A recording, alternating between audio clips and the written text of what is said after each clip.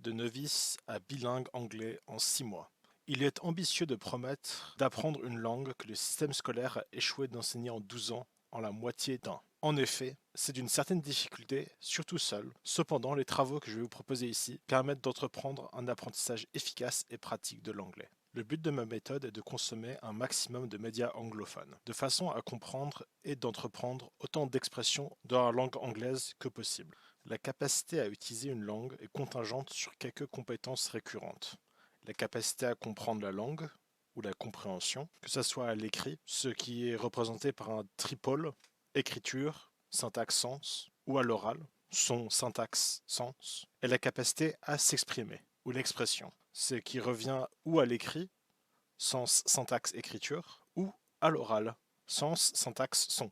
En effet, si l'on n'est pas accoutumé à l'écriture, l'idée de comprendre le sens d'une phrase est impossible. Il en va de même pour comprendre un discours oral si l'on n'est pas habitué au son. Et il y a bien sûr le médiateur de toutes ces choses, entre sens, écriture, ou son, écriture, qui est la syntaxe. Parce qu'il ne suffit pas de connaître le sens des mots et de pouvoir les dire pour s'exprimer. Il faut évidemment pouvoir faire une phrase, faire un texte, et ceci requiert de la syntaxe. Sinon, l'on arrive à des situations de contresens ou de faux sens où l'on exprime l'inverse de ce que l'on veut dire ou tout simplement rien du tout. Cependant, je ne vais pas vous dire qu'il faut apprendre la syntaxe d'une façon décontextualisée. Je propose donc comme outil d'apprentissage initial la lecture active, qui travaille de façon simultanée le triptyque écriture, sens et son, qui forme la base des compétences que je viens d'énoncer. De plus, il est très important de bien acquérir les sons de la langue, car le vecteur passif d'acquisition de la langue, la compréhension orale, a besoin d'une bonne perception et maîtrise des sons. La lecture active est une activité intense, commençant par une lecture phonétique du texte, suivie d'une traduction et finalement une recherche de tout le vocabulaire inconnu. C'est un travail chronophage et difficile, qui est pourtant le meilleur moyen d'apprendre l'anglais rapidement. Ces lectures doivent idéalement faire au début une trentaine de minutes par séance, puis 45 minutes et enfin 1 heure. Je recommande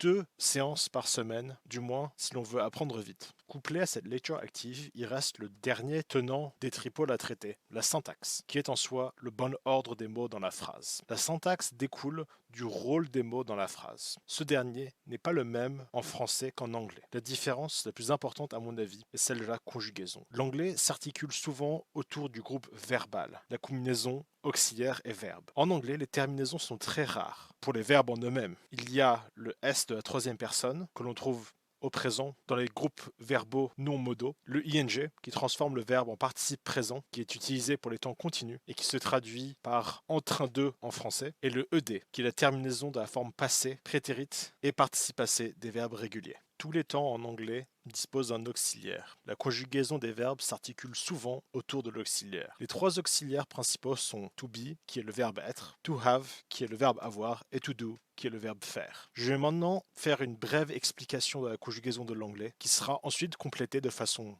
beaucoup plus exhaustive dans une autre vidéo. L'anglais a une concordance des temps plus claire et simple que celle du français. Elle ne dispose pas de temps comme le français, mais plutôt d'espace-temps, qui sont au nombre de 2, le présent et le passé. Dans ces 2 espaces-temps, les auxiliaires permettent de donner au verbe un rapport au temps différent, qui sont parfois similaires au temps du français. L'usage des auxiliaires est le même au présent et au passé, à l'exception du fait que le verbe ou l'auxiliaire sera mis au passé en conséquence de sa présence dans un espace-temps ou l'autre. Une autre chose vitale dans l'acquisition de l'anglais est l'ensemble des sons de l'anglais. En outre, comprendre et s'exprimer en anglais requiert de façon inhérente une maîtrise de la capacité à comprendre et à énoncer des sons, chose qui est appris en partie au cours de la lecture active, mais qui devrait être commencée préalablement. Pour cela, je recommande des exercices de prononciation qui se nomment les tongue twisters. Il est important de pouvoir prononcer des mots aussi vite qu'une personne pourrait les lire en français, à une vitesse de lecture similaire à de la parole ou juste de la parole. Cette capacité requiert de pouvoir au minimum voir un mot et l'énoncer de façon compréhensible, même si cette dernière n'est pas authentique. Pour ce faire, il faut être capable de prononcer rapidement, vite et bien l'intégralité des mots qui sont rencontrés, pour ensuite, lors de consommation de médias oraux, vidéos, musique, pouvoir directement, à la simple entente des sons, comprendre de quel mot il s'agit et de voir si on le connaît pour en déduire son sens. Après avoir lu de façon active pendant une trentaine d'heures, après avoir appris la conjugaison de l'anglais de façon rigoureuse ainsi que ses sons, il reste à acquérir la compétence active vis-à-vis de la langue, en gros l'expression. Pour ceci, il faut au minimum écrire. Je recommande plusieurs types de tâches à réaliser. Tenir un journal de ses journées, résumer des films que vous avez vus ou des livres que vous avez consommés, décrire des choses que vous voyez, des émissions. L'important ici est surtout de se défier, de ne pas faire des phrases trop simples, de faire des phrases similaires à celles que vous feriez en français. Pour ce faire, je recommande un dictionnaire réel ou sur internet, ainsi que d'utiliser ce dernier, de ne pas juste l'avoir comme un pose-document sur le coin du bureau. En cas de grande carence de vocabulaire, je recommande des livres offrant des listes thématiques, comme le mot et l'idée. Ils sont habituellement tous utilisables à cette fin. Finalement, je recommande de recycler le vocabulaire et les expressions que vous avez vues durant votre lecture active. L'idéal, c'est d'écrire 2 ou 3 fois par semaine, un équivalent de 250 mots au début et ensuite 500. Normalement, vous devriez aller de plus en plus vite. Si vous n'allez pas de plus en plus vite, c'est que vous n'avez probablement pas l'attention ou le temps de le faire correctement. Bien sûr, si vous avez déjà appris des choses, comme la capacité à écrire de l'anglais ou à lire de l'anglais très bien, et que vos carences sont surtout au niveau de la prononciation et de la parole, je vous conseille vraiment de vous focaliser sur les endroits où vous avez les plus grandes faiblesses. Donc il y a beaucoup de gens en France qui ont une très mauvaise prononciation de l'anglais et ça nuit aussi à leur compréhension de l'autre côté. Donc pour vraiment pallier à ça, il faut surtout prononcer les choses bien, pas prendre l'accent français débile que beaucoup de gens utilisent. De faire beaucoup de tongue twisters, c'est vraiment l'idéal. Je vous recommande de faire ça. D'ailleurs, je vais poster des tongue twisters sur cette chaîne un peu plus tard. Comme ça, vous allez pouvoir entendre comment bien prononcer les choses, vous entraîner à bien les prononcer. Et je parlerai aussi de la prononciation en général, je pense. Pour conclure, je vais vous parler de, selon moi, un tenant important, qui est la nature récurrente des pratiques qui doivent être mises en place au cours de l'apprentissage. Et surtout, l'entraînement, c'est une chose primordiale. Il ne faut pas faire un travail qu'une fois, ce dernier doit être répété et rendu de plus en plus complexe. Des livres entiers doivent être lus de façon active et plusieurs milliers de phrases doivent être écrites dans un anglais correct afin que cette capacité soit permanente. Et surtout, ça permettra de maîtriser la compréhension et l'expression. Et dans ce processus, il est inévitable de faire des erreurs, des confusions au niveau du sens, sont inévitables, la capacité à repartir est la chose la plus importante, de continuer et surtout de comprendre ses erreurs. C'est vraiment la base d'un apprentissage réussi. L'apprentissage, c'est pas la réalisation d'une tâche une fois dans un environnement scolaire, c'est plutôt un travail continu rempli de débugage et de suites de tâches compliquées. La progression, en fait, elle soit surtout par une accélération dans la capacité à entreprendre, par exemple la lecture active, la lecture de livres, l'écriture de mots, la compréhension d'un texte sans aucune faute de compréhension. Et c'est vraiment là où on voit qu'on progresse. Et c'est vraiment une question d'un côté de grande quantité qui rentre et aussi de qualité qui est maintenue au moins un minimum. Et c'est vraiment sine qua non pour la réussite. Donc dans la suite de cette chaîne, je pense que je vais poster déjà la conjugaison de l'anglais intégrale. Et je vais aussi poster des tongue twisters et aussi des exercices de lecture active. Je pense que je prendrai un livre audio. En fait, il y a beaucoup de livres audio sur YouTube. Je recommande de les écouter en français et aussi dans toutes les langues que vous voulez apprendre. C'est vraiment la révolution informatique appliquée à l'apprentissage des langues. Dans cette vidéo, je vais vous lire des tongue twisters. Ce sont des petits poèmes en anglais qui permettent d'exercer votre prononciation. Dennis sees the fleece. Dennis sees the fleas. At least Dennis could sneeze and feed and freeze the fleas. Luke Luck likes lakes. Luke's duck likes lakes. Luke's luck licks lakes. Luke's duck licks lakes. Duck takes lakes in lakes. Luke Luck likes. Luke Luck takes licks in lakes. Duck likes. Through 3 cheese trees, 3 fleas flew. While these fleas flew, freezy breeze blew. Freezy breeze made these 3 trees freeze. Freezy trees made these trees cheese freeze. That's what made these 3 free fleas sneeze. Bobby Bippy bought a bat. Bobby Bippy bought a ball. With his bat, Bob banged the ball. Banged it bump against the wall. But so boldly Bobby banged it that he burst his rubber ball. Boo, cried Bobby. Bad luck ball, bad luck Bobby, bad luck ball. Now to drown his many troubles, Bobby Bippy's blowing bubbles. Why do you cry, Willie? Why do you cry? Why, Willie? Why, Willie? Why, Willie? Why? Yellow butter, purple jelly, red jam, black bread, spread it thick, say it quick. Yellow butter, purple jelly, red jam, black bread, spread it thicker, say it quicker. Yellow butter, purple jelly, red jam, black bread, don't eat with your mouth full. Mo my, mo me, send me a toe. Me me, mo my, get me a mole. Mo my, mo me, send me a toe. Fee me, mo my, get me a mole. Mr. Kister, feet so sweet, Mr. Kister, where will I eat? Fresh fried fish, fish fresh fried, fried fish fresh, fish fried fresh. She sells seashells on the seashore. The shells that she sells are seashells, I'm sure. So if she sells seashells on the seashore, I'm sure that the shells are seashore shells. Whether the weather be fine or whether the weather be not, whether the weather be cold or whether the weather be hot, we'll weather the weather, whether we like it or not. Tommy Tommy toiling in a tailor's shop. All day long he fits and tucks, all day long he tucks and fits and tucks, and tucks and fits, and fits and tucks, and tucks and fits. Tommy Tommy toiling in a tailor's shop. Dick had a dog, the dog dug deep. How deep did Dick's dog dig? Dick had a duck, the duck dived deep. How deep did Dick's duck dive? Dick's duck dived as deep as Dick's dog dug. Yelling Yellow Yeti, yelling Yellow Yeti, yelling Yellow Yeti. Donc ça, c'est quelques tongue twisters pour pouvoir s'entraîner. Donc il faut être capable de lier le texte qui est écrit, qui est passé à l'écran, et les prononciations que j'ai dit. Donc je pense qu'il faut les répéter plusieurs fois chacune, jusqu'à que les sons soient à peu près les mêmes, hein. Bien sûr, on n'aura pas le même timbre de voix, mais c'est pas grave. L'important, c'est vraiment de bien répéter les sons et de bien s'habituer à voir des lettres produire des sons différents selon comment elles sont placées dans le mot.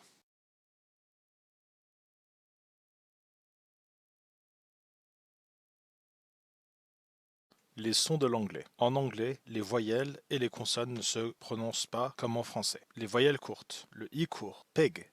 Pin. Ring. Ping. Tim. Le E court. Pen. Led. Peg. Red. Ted. Bed. Me. Le A court. Cat. Sat. Mat. Rat. Pat. Nap. Car. Le U court. Cup. Tuck. Puck. Duck. Tug. À ces sons courts sont ajoutés des sons longs. Chaque voyelle en a un minimum d'un. Les voyelles longues. Le I long. Time, fine, pie, tie, pipe, ripe. Le E long. Bee, tree, sea, green, team, scene, pear, bear. Le A long. Kate, bait, tape, care, pale, rail, pain, rain, sane. Le O long. Moat, rope, soap, dome, book, soup, boy, soy, rose, pose. Le U long. Duke, blue, fruit, rescue, true, juice. Le Y. Sky, my, try, Ryan. Les consonnes. Le premier groupe de consonnes. Le H. Hat, hay, high, have, hand, his, her. Le S. Sing, sang, sung, sun, song, sip. Le TH. Throw, through, thrown, there, that, these, those. Le F. Fad, fade, find, fight, feather, from, for. Le M. Milk, mad, maid, man, mother. Le R.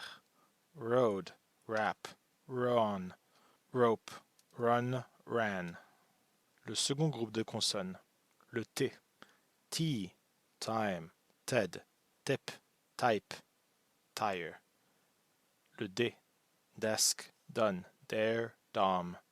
Le P. Pen, pan, pour, pair. Le B. Break, back, brick, ben, bend, ban. Le K.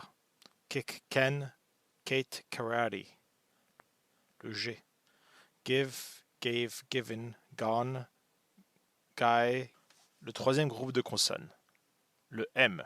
Matt, may, might, man, marry. Le N. Nose, no, near, next, nor, neither. Le F. Feel, fat, foot, fair, fall, fail. Le V. Van, veil, very, vain. Le K. Seka. Back, rack, sack, track, neck, back. Le Z. Zoo, zebra, xenon. Consonne, groupe 5. Le sh, sh. Wish, ship, shell, share, sham. Le ch, ch. Chip, cheap, champagne, challenge, chart. Le W. Wine, win, won, went, why, where. Le Y. Yes, yam, yen. Le U, EW. Dew, pew, new, few, cow, toe. Le GHT. Right, fight, tight, light. Et finalement le GH, qui habituellement est silencieux, mais qui dans certains contextes se prononce feu, dans le sens d'un F. Tough, rough, enough et laugh sont des exemples types de cela. Il faut être capable de comprendre que ces sons, qui certes utilisent les mêmes lettres qu'en français, ne se prononcent pas pareil en anglais. Une fois que vous avez compris ça, la phonétique de l'anglais et la compréhension de l'anglais s'offrent. Ceci est une vidéo sur la conjugaison de l'anglais. Ce travail que je vous explique ici vient d'années d'expérience et n'est jamais expliqué dans le système éducatif français. Donc c'est normal que certains des mots que je vais utiliser et certains des temps dont je vais parler ne sont jamais compris par qui que ce soit. Merci de votre compréhension et bonne vidéo à vous. Avant de commencer, je dois vous dire que tous les temps en anglais ont un auxiliaire, et parfois même, plusieurs auxiliaires sont utilisés dans ce qu'on appelle un groupe verbal.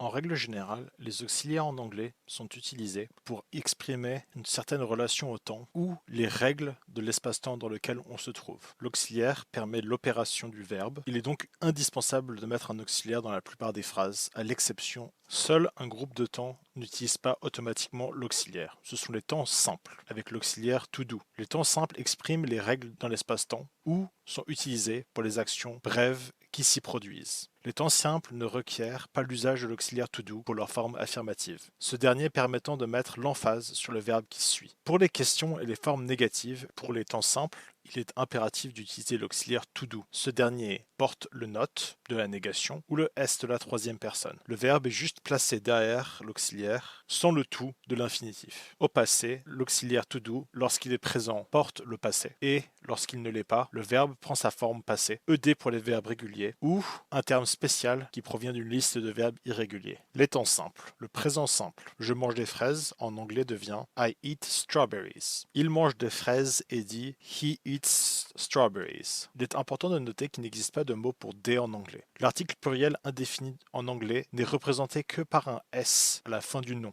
On constate que seul le verbe est écrit dans cette phrase. Il n'y a pas d'auxiliaire. Cependant, l'on peut toujours dire I do eat strawberries, ce qui reviendra à dire je mange vraiment des fraises. Bien sûr, le sens de cette phrase peut être double. Dans le premier cas, l'on dira je mange des fraises parce que dans l'instant présent, vous êtes en train de manger des fraises. Ou je mange des fraises pourrait dire que dans le cas où il s'agit de manger quelque chose, je peux manger des fraises. Je n'ai aucune allergie vis-à-vis des fraises et je n'ai rien contre les manger. Ceci offre aussi une réponse à une question qui est souvent posée aux élèves et aux gens qui parlent anglais pour la première fois. Dans cette phrase où je ne vois pas d'auxiliaire, quel est l'auxiliaire? Et la réponse est très simple. Quand il n'y a pas d'auxiliaire d'une phrase en anglais, l'auxiliaire est automatiquement l'auxiliaire to do. Je ne mange pas de fraises se dit I do not eat strawberries. Il ne mange pas de fraises se dit he does not eat strawberries. Ici, il est nécessaire de mettre l'auxiliaire afin de mettre une forme négative standard.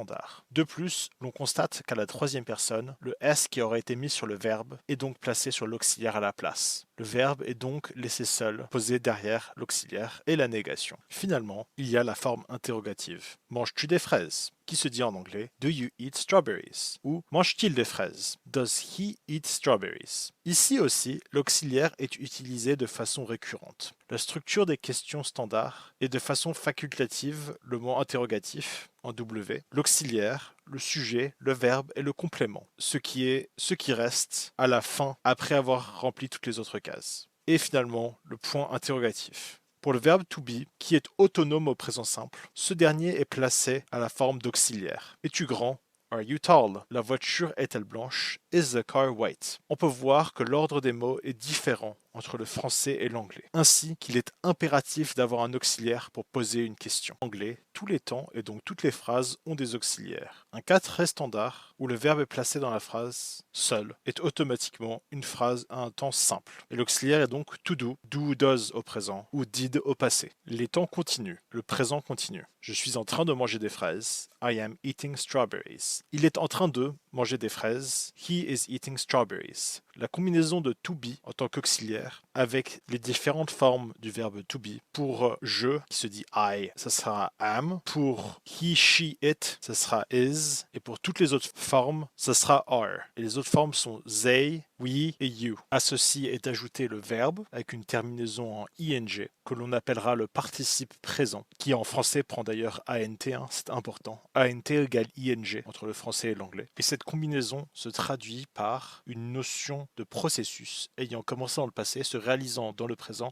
et se terminant éventuellement dans le futur, qui s'étend dans le temps plus longtemps que les formulations utilisant le présent simple. En outre, les temps continus forment le décor où des actions plus brèves et nombreuses se déroulent dans les temps simples. Cette formulation requiert toujours l'auxiliaire to be en combinaison avec le verbe qui prend ing. Il y a bien sûr des formes négatives et interrogatives dans les temps continue. Par exemple, l'on peut dire je ne suis pas en train de manger des fraises. I am not eating strawberries. Ou he is not eating strawberries pour il n'est pas en train de manger des fraises. Pour la forme interrogative, on suit le schéma de la question. Ici, il n'y a pas de mot interrogatif. L'on demande juste est-il en train de manger des fraises? Is he eating strawberries? Ou es-tu en train de manger des fraises? Are you eating strawberries? Ici, l'ordre est respecté avec auxiliaire, sujet, verbe, complément. Et bien sûr, le point d'interrogation, qu'il ne faut pas oublier, je vous rappelle. Il y a un troisième temps du présent en anglais, le présent parfait. Ce dernier décrit des actions qui sont terminées, qui ont toujours un impact sur l'espace-temps, présent ou passé. J'ai mangé des fraises. I have eaten strawberries. Elle a mangé des fraises. She has eaten strawberries. J'ai ramassé des fraises. I have picked strawberries. Le présent parfait utilise l'auxiliaire to have, avec le participe passé du verbe, qui vient d'une liste pour les verbes irréguliers, ou en ajoutant ed, ou juste le d sur des verbes réguliers. Les temps parfaits sont utilisés pour contextualiser les actions exprimées au présent continu ou au présent simple, permettant de créer une situation d'énonciation complète. Dans la phrase I have picked up strawberries, vous pouvez voir que derrière le verbe pick, qui veut dire normalement choisir, il y a up,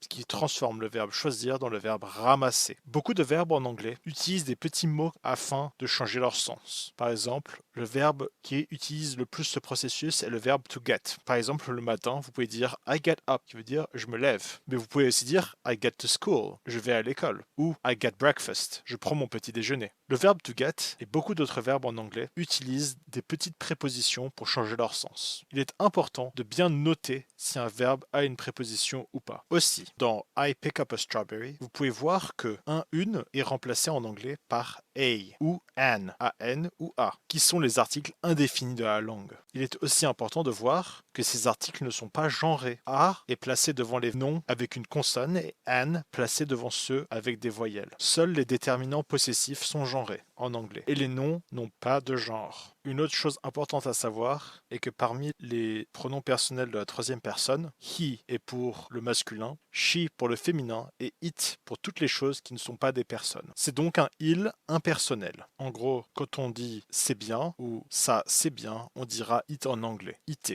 Ces trois temps ont une relation avec l'espace-temps présent, qui s'organise autour du point qu'on appelle now, ou en français maintenant. Placé exactement en dessous de maintenant, il y a une multitude de petites actions qui ont lieu, qui sont représentées par des petits traits. Ces petites actions sont exprimées par le présent simple, auxiliaire to do. Avant maintenant, il y a une flèche qui représente toutes les actions passées qui ont encore un impact sur maintenant. Le présent parfait. To have plus le participe passé qui prend ed pour les verbes réguliers. Et commençant dans le passé, passant maintenant et allant dans le futur, il y a une flèche qui traverse l'espace-temps d'un côté à l'autre. Ce sont les actions au présent continu qui utilisent l'auxiliaire to be plus le participe présent qui prend ing. En gros, je suis en train de laver des fraises, j'ai ramassé des fraises, Je pense à comment je vais manger des fraises. I have picked up strawberries. I am cleaning strawberries. I think about eating strawberries. Ceci permet la création d'une situation d'énonciation complète. Il y a d'autres choses dans la conjugaison de l'anglais, entre autres les modaux. Les modaux n'expriment pas les actions qui se réalisent dans le présent ou l'espace-temps en question, mais plutôt les règles, les hypothèses et les possibles futurs qui encadrent les actions réalisées. Pouvoir, par exemple, est traduit par can, C-A-N. Je ne peux pas manger une fraise. I cannot eat a strawberry ou I can eat a strawberry. Je peux manger une fraise. Puis-je manger une fraise? Can I eat a strawberry? Il peut manger une fraise. He can eat a strawberry. Can dans ces phrases prend la place de l'auxiliaire. Il est placé devant le verbe pour les phrases négatives et affirmatives, au début pour les questions respectant le schéma de la question. Can porte la négation et le S et le ED du passé ne sont pas utilisés avec les modaux, ce dernier étant un marqueur de temps. Or, can n'est pas un auxiliaire du présent ou du passé, malgré le fait qu'il est associé au présent. Ce dernier ne parle pas d'action, mais plutôt de paramètres de l'espace-temps. Devoir au présent se traduit par le modal must. Je dois manger une fraise. I must eat a strawberry. Dois-je manger une fraise? Must I eat a strawberry? Must reprend le rôle d'auxiliaire et se comporte comme can. Le futur en anglais n'est pas une terminaison. Le modal will est utilisé comme auxiliaire et se traduit par le futur en français. Je le ferai, I will do it. Je mangerai des fraises, I will eat strawberries. Mangeras-tu des fraises? Will you eat strawberries? Will a clairement le rôle d'auxiliaire et se comporte comme can ou must. Attention, I will se traduit par je le ferai. Nous allons maintenant passer au temps du passé. Le passé simple est un temps simple. L'auxiliaire est donc to do et le verbe est donc placé seul pour les formes affirmatives. Je mangeai des fraises, I ate strawberries. Il mangea des fraises. He ate strawberries. Mangea-t-il des fraises? Did he eat strawberries? Je ne mange pas de fraises. I do not eat strawberries. Au passé simple, la forme passée du verbe, venant ou d'une liste de verbes irréguliers ou en ajoutant ed si le verbe est régulier, est placé seul à l'affirmatif. Sinon, pour les négations et les questions, il faut utiliser l'auxiliaire et respecter le schéma de la question. Au passé, l'auxiliaire to do prend la forme did. DID. Ce dernier porte la négation. L'intégralité des règles du présent simple s'applique aussi au passé simple, à l'exception des verbes et des auxiliaires qui sont mis au passé. Le passé continu. Comme le passé simple, le passé continu est un calque du temps présent mis au passé. J'étais en train de manger des fraises. I was eating strawberries. J'étais en train de manger des fraises. I was eating strawberries. Je n'étais pas en train de manger des fraises. I was not eating strawberries. Tu n'étais pas en train de manger des fraises. You are not eating strawberries. Ici, l'imparfait combiné à en train de se traduit par l'auxiliaire to be qui a une forme singulière was et pluriel were combiné avec le participe présent, la base verbale avec la terminaison ing qui en français se traduit par int. To be, évidemment, se comporte comme l'auxiliaire. Finalement, le troisième temps, le passé parfait, comme tous les autres, se transfère au passé, mettant l'auxiliaire to have au passé, had, H-A-D. J'avais mangé des fraises, I had eaten strawberries. Avais-je mangé des fraises? Had I eaten strawberries? Je n'ai pas mangé de fraises. I had not eaten strawberries. To have utilise sa forme passée, combinée au participe passé. L'espace-temps passé s'organise exactement comme l'espace-temps présent, seulement au lieu de s'organiser autour de maintenant, on s'organise autour de zen, en gros à ce moment-là. Les temps du passé remplacent les temps du présent. En gros, le présent simple devient passé simple, le présent continu devient passé continu et le présent parfait devient passé parfait. Les mêmes rôles encadrent le rapport au temps, c'est juste que l'espace-temps est décalé dans le passé. Les actions qui s'y passent n'ont plus d'impact sur le présent. L'on décrit donc une narrative qui est maintenant terminée. Elle est donc parfaite. Les modaux du passé. Au passé, can devient could. Je pouvais manger des fraises. I could eat strawberries. Pouvais-je manger des fraises? Could I eat strawberries? Toutes les règles des modaux s'appliquent. Cependant, il est important de savoir que could est aussi le conditionnel de pouvoir et qui peut être utilisé dans ces mêmes formes pour exprimer des phrases au conditionnel. Au passé, will, l'auxiliaire du futur, devient would, qui est l'auxiliaire du conditionnel. Comme will met le verbe qu'il assiste au futur, would le met au conditionnel. I would eat strawberries. Je mangerai des fraises. Mangerais-tu des fraises? Would you eat strawberries? I would, seul, se traduit par je le ferai ou je l'aurais fait. Le modal should est devoir au conditionnel. Je devrais manger des fraises. I should eat strawberries. Should est utilisé pour les conseils et les recommandations. En ce qui s'agit des modaux, il ne reste que l'usage avancé de ces derniers. En plaçant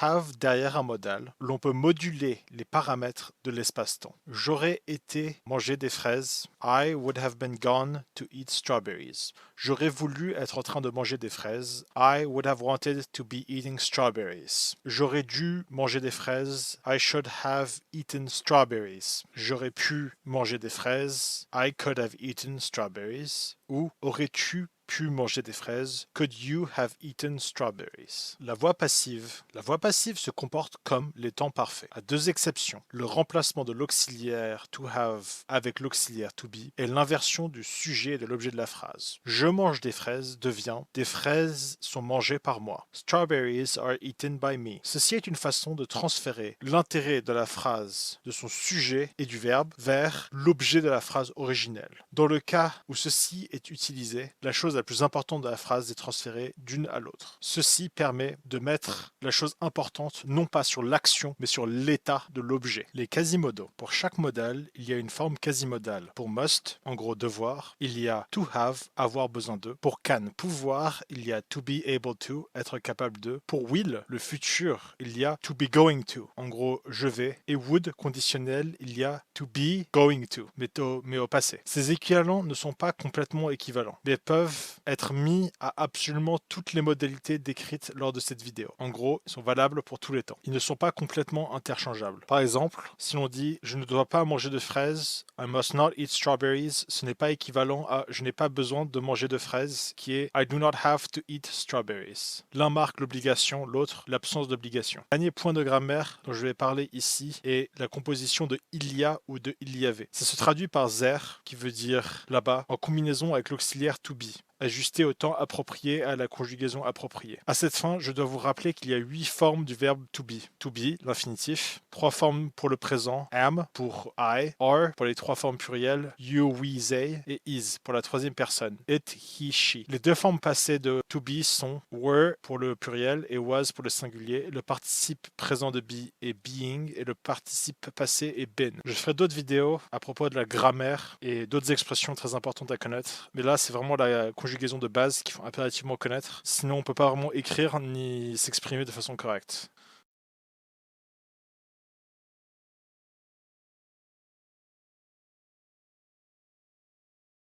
Je recommande de lire des livres, mais pourquoi? Simplement, une langue est un ensemble de mots. Leur signification, couplée à une mise en séquence dynamique dans des phrases authentiques porteurs de sens, forme le cœur principal de la langue. La base de la langue reste de façon inhérente le vocabulaire et la syntaxe qui permettent de s'en servir, et lire vous avance sur ces deux fronts. Ça permet de découvrir du vocabulaire. Si l'ouvrage est d'un bon niveau pour vous, cela peut vous apprendre des milliers de mots juste à travers le contexte de ces derniers. Le premier livre est toujours le plus difficile. Le vocabulaire de base et la syntaxe ne sont pas intégrés. C'est par l'entraînement que la compétence se développe. Le niveau au début de tout apprenant, surtout dans des tâches inédites, se traduit inévitablement par un apprenant qui est faible. Le blocage lors de ce premier travail est inévitable, ainsi que myriade d'erreurs de compréhension et une forte ignorance vis-à-vis du contenu. L'on peut se demander si des supports audio sont plus adéquats. Je dirais que non. Les paroles demandent premièrement de comprendre le vocabulaire, ainsi que la syntaxe, qui est souvent beaucoup plus pauvre à l'oral, mais d'une façon plus importante, l'expression orale comprend une composante supplémentaire, le son de la langue. Si vous pensez qu'apprendre un texte est difficile, que la syntaxe et le vocabulaire et l'écriture sont contre-intuitifs et requièrent beaucoup de travail, je vous rappelle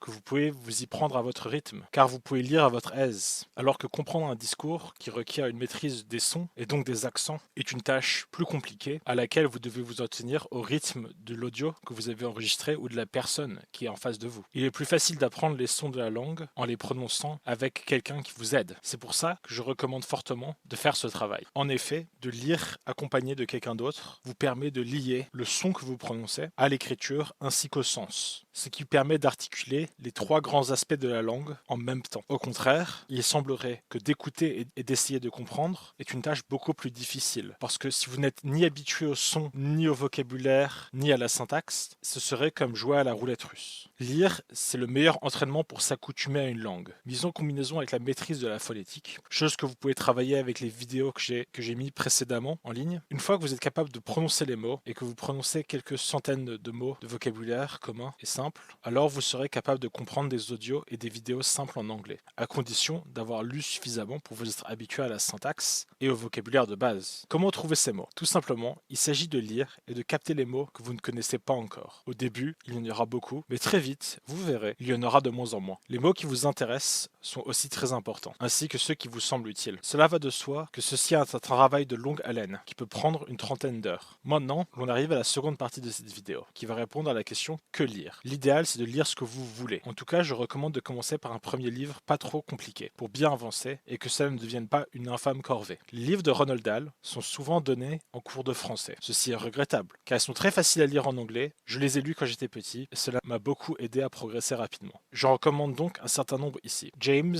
and the Giant Peach, Charlie et la chocolaterie, Matilda, The Witches, Fantastic Mr. Fox, The BFG, The Twits, The Giraffe, and the Pelly, and Me, and George's Marvelous Medicine sont idéales pour commencer. Pour les lectures plus adéquates, les ouvrages de Lewis Laurie comme Number the Stars, The Giver et Goonie Bird Green ou François Houghton comme Little Lord Fauntleroy, A Little Princess et The Secret Garden sont aussi très bien quand il s'agit de commencer votre travail. Les deux opus de Kenneth Grahame, The Wind in the Willows et The Winter in the Willows sont aussi très bons, avec un niveau de langue excellent. La trilogie de Philip Pullman, Northern Lights, The Subtle Knife, The Amber Spyglass, et finalement des livres de science-fiction comme le iRobot d'Isaac Asimov. Des auteurs moins bons comme John Green ont des ouvrages comme Looking for Alaska, Paper Towns, The Fault in Our Stars, Turtle All the Way Down, Vlog Brothers et Crash Course. L'anglais est nettement inférieur, mais si vous appréciez Harry Potter, la saga est écrite en anglais. Finalement, si vous appréciez les nouvelles lugubres comme moi, H.P. Lovecraft est un expert et en a publié une quarantaine, qui sont écrites d'une façon très qualitative, comme The Call of Cthulhu, The Color Out of Space, At the Mountains of Madness, The Shadow over Innsmouth,